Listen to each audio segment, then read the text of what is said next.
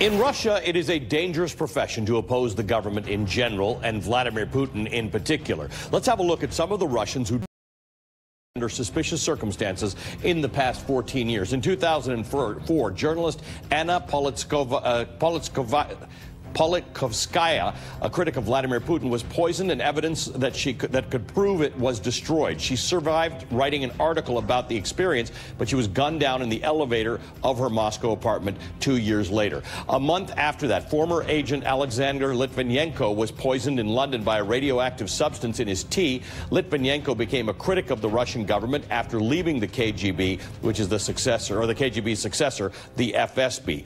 In one of the most outrageous deaths, Oleg Zhukovsky was killed in 2007. The senior executive at the Russian bank VTB allegedly committed suicide by putting a bag over his head, tying himself to a chair, and throwing himself into his swimming pool. Zhukovsky opposed the Kremlin takeover of the bank he worked at. In 2009, human rights lawyer Stanislav Markelov and Anastasia Babarova were killed in Moscow, shot in broad daylight. Markelov is believed to have been the main target. He represented journalists who were critical of Putin and brought cases against members of the Russian military, among others, for human rights abuses. Human rights activist Natalia Estemirova was kidnapped in 2009, then shot on the side of the road. She was a frequent associate of two of the activists who I mentioned earlier. And then there's the Russian tax lawyer Sergei Magnitsky, who was arrested and died in custody in 2009. Severe beatings and mistreatment allegations are blamed for his death.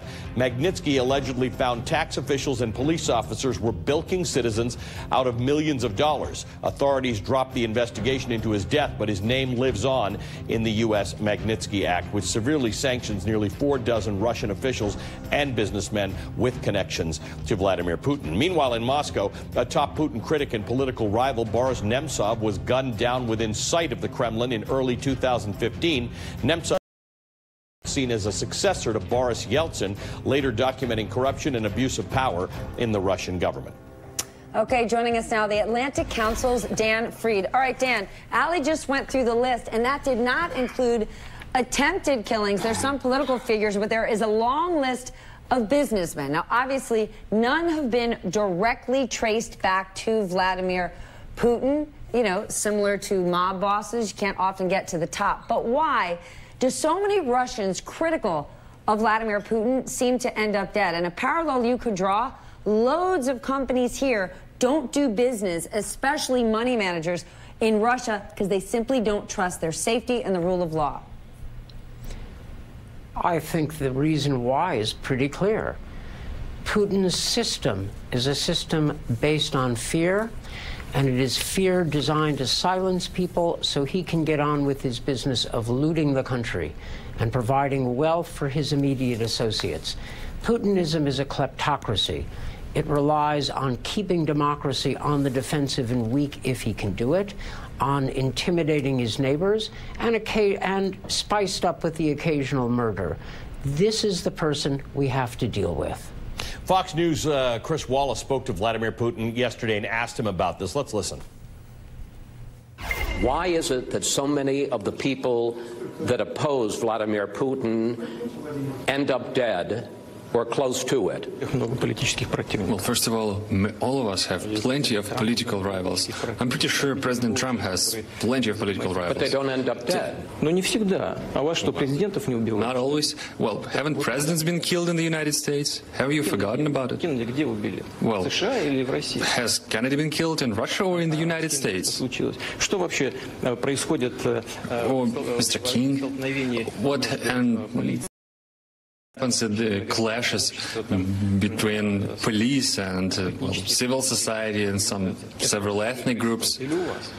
Well, that's something that happens on the U.S. soil.